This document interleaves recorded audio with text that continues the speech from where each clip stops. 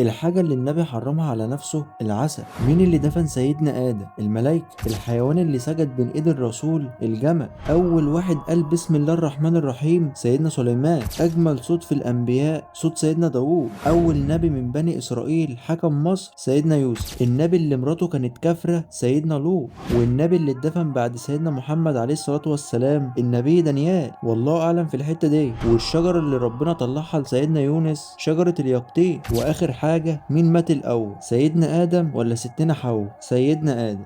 تعرف ان ربنا سبحانه وتعالى لم ينادي على الرسول باسم المجرد، لكنه نادى على كل الانبياء باسمائهم المجردة، فقال يا ادم اسكن انت وزوجك الجنة، يا نوح اهبطوا بسلام منا وبركات، يا ابراهيم قد صدقت الرؤيا، يا موسى لا تخف، يا يحيى خذ الكتاب بقوة، يا زكريا انا بشرناك بغلام اسمه يحيى. فلما جه ينادي على سيدنا محمد عليه الصلاة والسلام قال يا ايها النبي.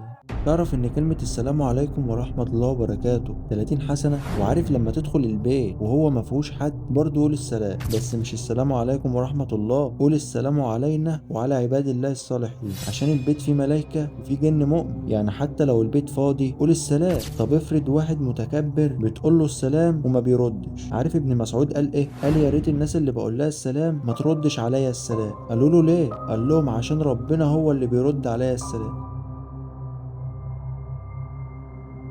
سيدنا محمد في يوم من الأيام دخل الجنة، ولما دخل الجنة شاف حاجة غريبة جدا. أول ما دخل الجنة سمع خطوات رجلين بتمشي حواليه، سمع خطوات لكن ما شافش حد قدامه. فسأل سيدنا جبريل عن الخطوات دي خطوات مين؟ مين اللي بيتمشى في الجنة؟ سيدنا جبريل قال له ده صوت بلال بن رباح. بلال بن رباح العبد الحبشي اللي كان بيتعذب في مكة. سيدنا محمد لما دخل الجنة سمع صوت خطوات رجلين بلال بن رباح بتمشي. فسيدنا محمد صلى الله عليه وسلم لما رجع راح لبلال بن رباح عشان يسأله، قال له يا بلال بما سبقتني إلى الجنة؟ سيدنا محمد صلى الله عليه وسلم اللي ربنا غفر له ما تقدم من ذنب وما تأخر يسأل بلال بن رباح ويقول له انت سبقتني ازاي إلى الجنة؟ فسيدنا بلال قال للنبي ما توضأت وضوءا في ليل ولا نهار إلا وصليت بعد ركعتين لله. بيقول للنبي إن أنا في كل مرة أتوضى فيها سواء صبح أو ليل بصلي ركعتين لربنا. تخيل ركعتين بس لربنا سبحانه وتعالى خلوا سيدنا بلال بن رباح يسبق سيدنا محمد صلى الله عليه وسلم للجنة.